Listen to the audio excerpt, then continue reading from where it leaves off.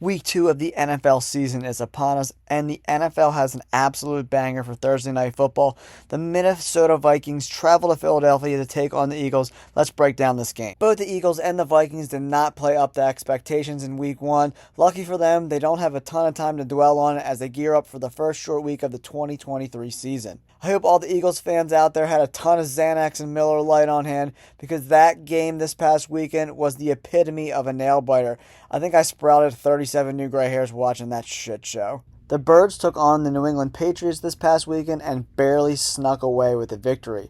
They jumped out to an early lead after big play Slay picked off a tip ball and took it to the house. The defense was mediocre at best, as new defensive coordinator Sean Desai refused to dial up any pressure for the majority of the game. If they continue to only rush 4 guys against Kirk Cousins and Justin Jefferson, they're going to get shredded like Sunday potatoes. Kirk and Justin had a ton of success in the middle of the field against Tampa Bay.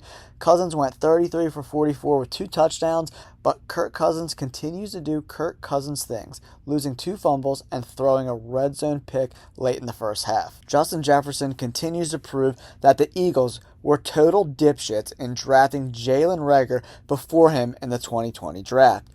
Eagles GM Howie Roseman does a lot of good stuff, but identifying wide receiver talent is certainly not one of them. What in the actual fuck, Howie? Jefferson went off on Sunday, going 9 for 150 yards on 12 targets. The dude is an absolute monster. Jefferson lines up all over the field, so it will be interesting on Thursday to see if Darius Slay will travel with him or if they will mix up their coverages. The Vikings offense can be very hard to slow down, but they are also very predictable, passing over 70% in Week 1 in a pretty close game. Their run game is straight trash. And I heard a rumor that running back Alexander Madison and Oscar the Grouch are moving in together.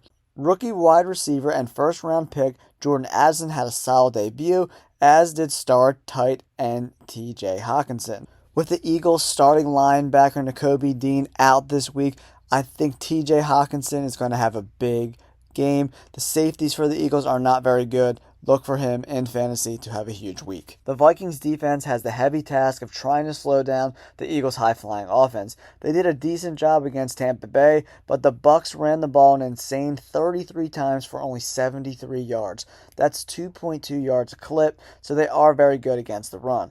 But they only had 1 sack and will need to do a lot better than that to stop Jalen Hurts, who I'm expecting to bounce back big after a very mediocre showing in New England. Jalen Hurts and the Philadelphia Eagles are going to have to play a lot better if they want to come away with the victory this week.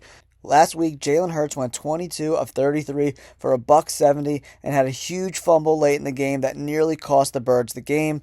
The weather was super shitty. It was really wet and rainy, so I'll give him a pass this week. One of their best players, tight end Dallas Goedert, only had 1 target and 0 catches, which is completely unacceptable. The Eagles also have a new offensive coordinator, Brian Johnson, who looked out of his depth in Week 1, producing a very vanilla offense and boring offensive scheme.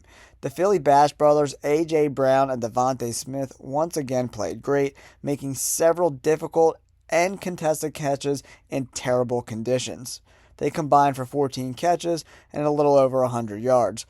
Those dudes, as Samuel L. Jackson would say, are bad motherfuckers. Look for them to eat on Thursday like it's Thanksgiving.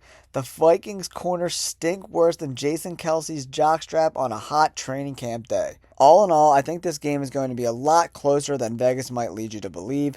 Both of these teams will be looking to bounce back from a less than impressive Week 1. I'm going with the Birds, 27-24. I'd stay away from betting this game because the Eagles' defense is weak in between the numbers and Cousins will attack the safeties regularly. Whoever wins the turnover game will get the dub this week. We went 4 for 4 on our bets in Week 1, so make sure you tune in and sub to the channel for more NFL content.